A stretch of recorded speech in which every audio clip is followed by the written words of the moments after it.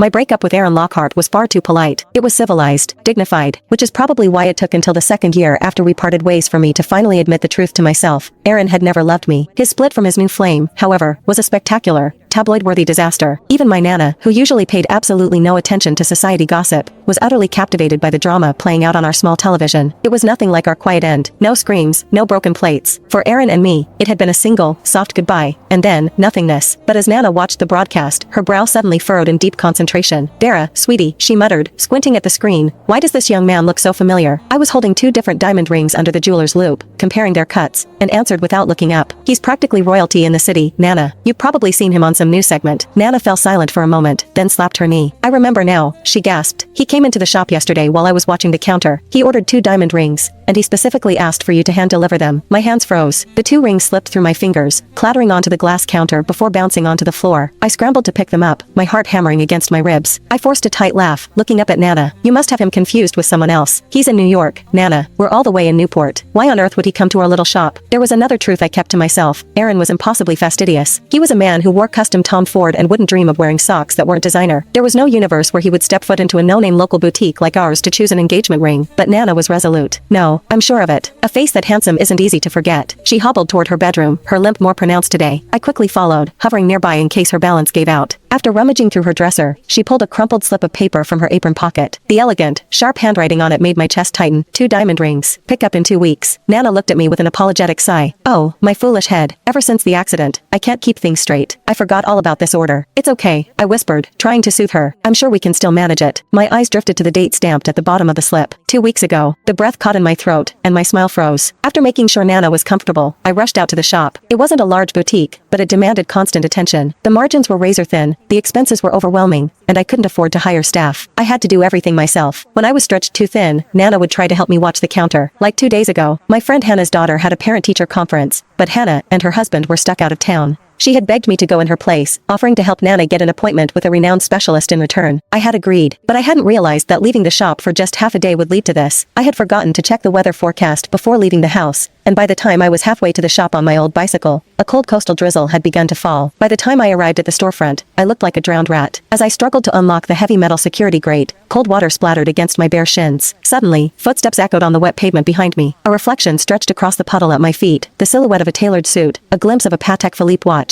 and a man impatiently tapping the handle of an umbrella. I turned around slowly, already knowing who I would see. Aaron stood there, his lips pressed into a thin, displeased line. "So this is your shop," he said, his voice carrying that familiar, low-frequency judgment. "You told me you wanted to take the world by storm. Is this the grand result?" I forced a professional smile.